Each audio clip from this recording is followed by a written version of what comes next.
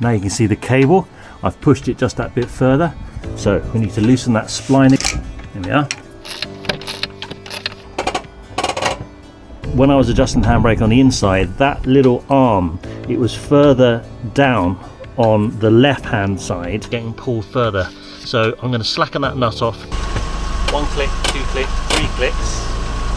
Right, feet off the brakes. Look mum, no hands. When I go into reverse, it's going to come up.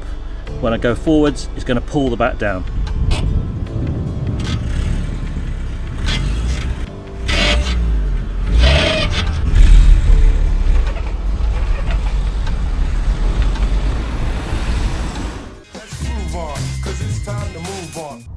So just the other day, my daughter's lovely little Volkswagen Beetle ended up rolling forward and unfortunately just touched another parked car.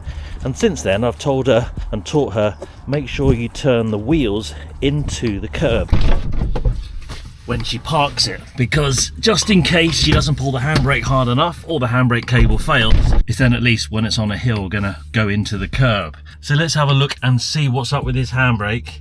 She may just not have pulled it hard enough, but to be fair, I do have quite a steep drive and even I noticed it wasn't the best. Put it in reverse, put the handbrake on. Yeah, that's not the best. Let's put it forward. I might be lucky, I might just be able to adjust the cable. Yeah, there's a lot of travel there before I can feel that the cable is actually engaging.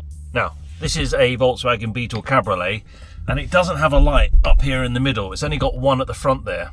But even though it's daylight here, there's not a huge amount of light. And the older I get, the more light that I need, especially when I'm doing this sort of thing. So I'm going to mount this up here. So who's paying for today's video? Well, it's the LETOUR company once again with this excellent LED multi-function strip light that can last between 6 and 10 hours. I'll talk you through it and open the box.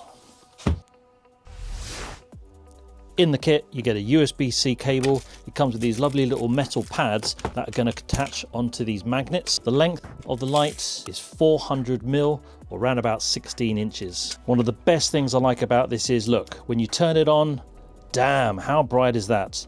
You've actually got their percentage of telling you exactly how much battery. That for me is a game changer. So there's 4 settings on the light. Press it once, 2 lines. Press it again, you go to a nice warm yellow. That will then give you a longer runtime on your battery. Press it again and you get all of the bulbs lighting up. That's 216 LEDs and that's giving you 4,000 lumens of brightness. Press it one more time and you get this handy breakdown SOS light here with the blues and the reds to warn other vehicles in the event of a breakdown.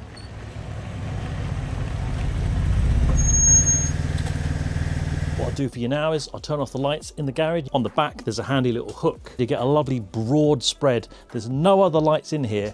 If I now plug in the USB cable, it does something a little bit special. This is a head torch also provided by the LETOUR company. When I plug that in, and now this becomes a power bank. You can charge your mobile phone just like you would do with a 5-volt charger plugged into the mains. And you know, for that reason, it's ideal, especially if you're out camping, you need to charge your mobile phone. It acts as a power bank as well as giving you light. It's also got a regular mounting hole in the middle. That then allows you to take something like a tripod, and now you've got yourself a handy little work light. Perhaps you're working on a building site, it's ideal. On the back here, you've got 2 magnets. Sticking on something metallic, you can work away hands-free, perhaps underneath the bonnet of a car. It's a cracking little product. There is a link down below. Thank you so much to LETOUR. Right, let's get back to the video. That's better, I can see what I'm doing now. Thank you, LETOUR. Looking good. So you can see the mechanism of the handbrake. If you pull off this panel, like so, this is where the cup holder is. Full access, and that is the nut that I want to adjust. Looks like it's a little 10mm. So you can see when I pull the handbrake, make sure your car is in gear. Look at the slop on that. Whilst lifting the brake, you can see that there's all this slop here. So a little bit awkward trying to get to that nut. It's only a 10 mil. So I was trying different 10 mils that I've got. And if you get the deep socket, then you can't get your ratchet on the end of it. So actually I found the best thing to do was using the little ratchet spanners. So grab yourself a little 10 milli. And if you've got the ones where you can rotate the end, that's kind of what you're aiming for. And it's a bit of a slow process, but you'll get there. Get your little spanner, or wrench in America, on. Now you've got to lower the handbrake to actually get it to push on.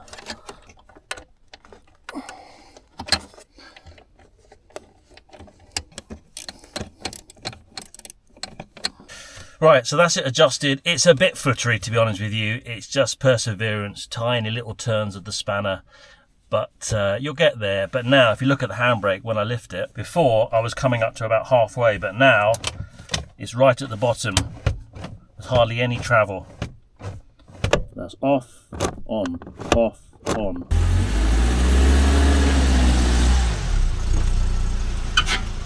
You can see how steep it is. Right, handbrake on. Let's let go. Just about. It's 80% better than it was. It's good, but it's not perfect. So what I'm going to do now, I've just realised that they don't have drums on the back of the Volkswagen. Thankfully, it's just a little lever arm that pulls the regular shoes. So I'm going to have a look, because when I pull the handbrake, what I can feel is that one side, the left side, is going up slightly more than the other side. So I don't think they're balanced. So I'm going to see if there's any adjustment.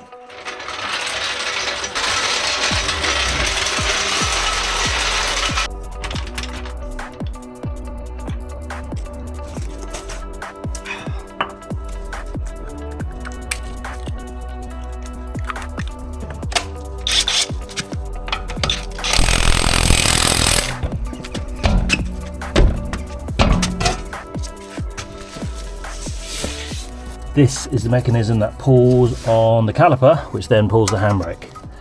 So I'm going to see if there's any adjustment on that. So what I'll do is I'll go and pull the handbrake now, and you can see that linkage move.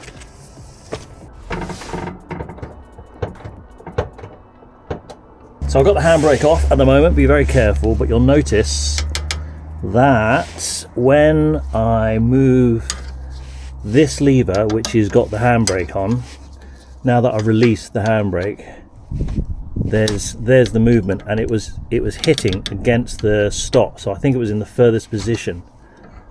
So I'm going to see if I can pull that down slightly so that it's got further to travel, and therefore will pull the cable before it comes to the stop there. Loads of videos online about adjusting handbrakes, but I haven't seen one on actually how you adjust it at the caliper side. So this is what you're going to do. Now, this is obviously a Volkswagen Beetle, and you can see when I move the handbrake, just be careful because you've got to take the handbrake off to do the adjustment, is that there's two arms, and I want to adjust it now so that there's more distance travelling on one side. And actually it could do with some new pads, to be fair. So there's a 13mm nut. I just loosen that. That's now, with the handbrake off, allowing the top now to rotate. So you'll notice that there's two bolts here. You've got your 13mm, which I've just removed,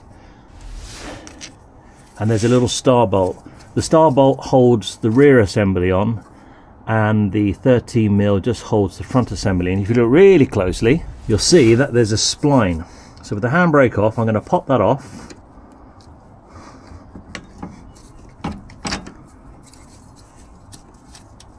And there's a little spline there. So what we're going to do, very simply, we're going to see if we can get some more purchase by pulling it slightly further out and then putting it back again.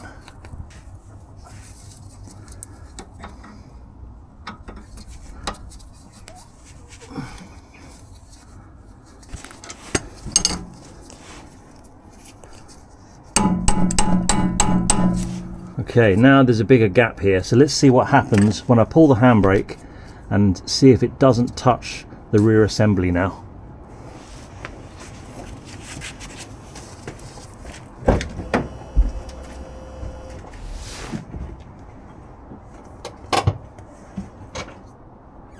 So what I noticed when I was adjusting the handbrake on the inside, that little arm, it was further down on the left hand side, and this is the rear right, which tells me that the cable wasn't getting pulled as tight on this side. So all I'm doing now is moving the cable out this way, and I can hear it moving inside the car. As I do that, I want to pull it so that the cable lengths are the same size. So if I stick the camera inside now, I'll just whip off this little bracket. Now you can see that the left hand, which is the rear left, you can see that this one, which is the rear right, isn't the same level as that one. So if I simply just push it so that they are now the same distance out. So this now should be in the right place because it's being pushed towards the rear of the car.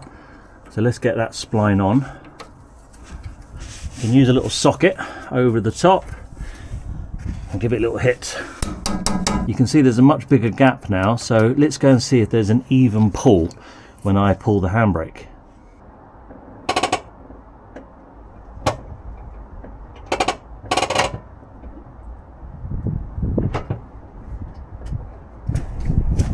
So now there's a gap there, look, with the handbrake on, so that this arm can now go to its full length of travel. But I'm going to adjust it slightly more because inside that little bar is definitely more even, but I'm going to just push this out even more so, and hopefully we'll then have a balanced pull on either side of the car. As I pull the handbrake, you can see that this side here now, that it definitely looks a lot more level, a lot more straight.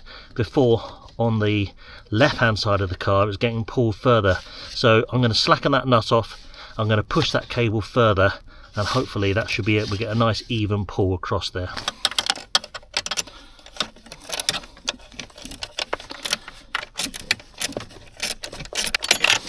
Okay, I'm going to push this right the way back to there. Now you can see the cable, I've pushed it just that bit further, so we need to loosen that spline again. It's only just pushed on there. There we are.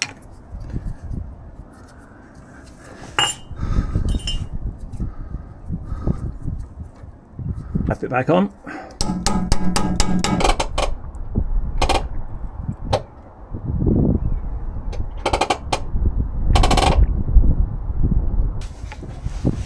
So that's the handbrake on, and there's still a gap there, which is what I wanted. Let's tighten this nut back up again.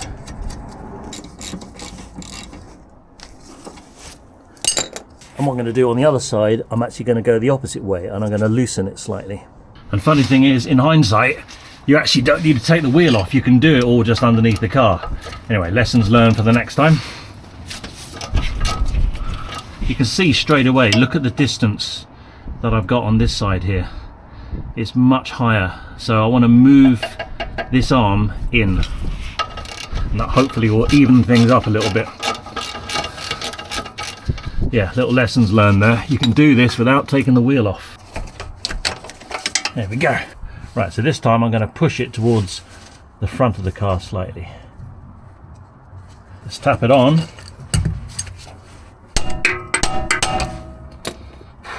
Right, let's go and see what that arm inside is doing now. You can see that the gap there is a lot smaller. It's even to the other side. Well, so if anything, it's probably needing to just go out slightly more on that side. And you can see where I've just pushed it out there. That's the extra distance that I wanted. Okay, bring that to the end, and let's pop it back in again.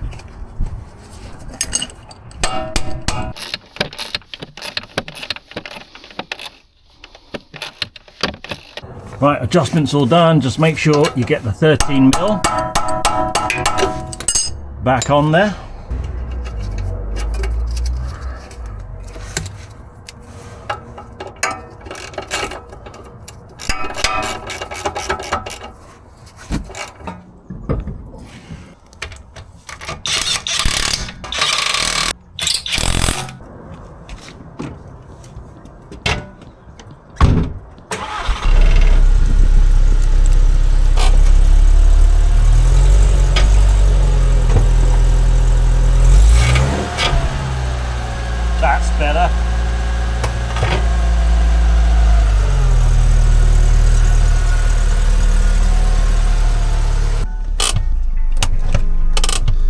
better. 1 click, 2 click, 3 clicks. Right, feet off the brakes. Let's see. Look, Mum, no hands, and it's not in gear either. Just to prove the point, let's take the handbrake off.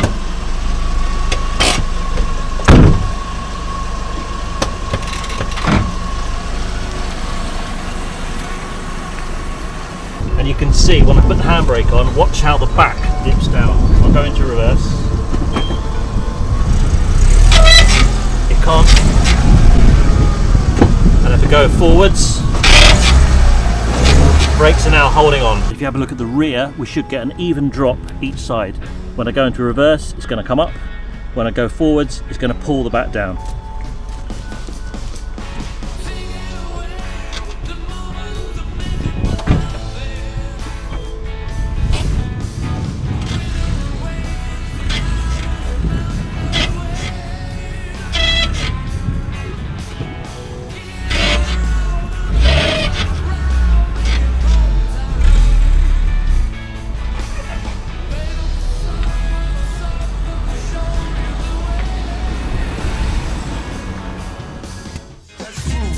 Cause it's time to move on.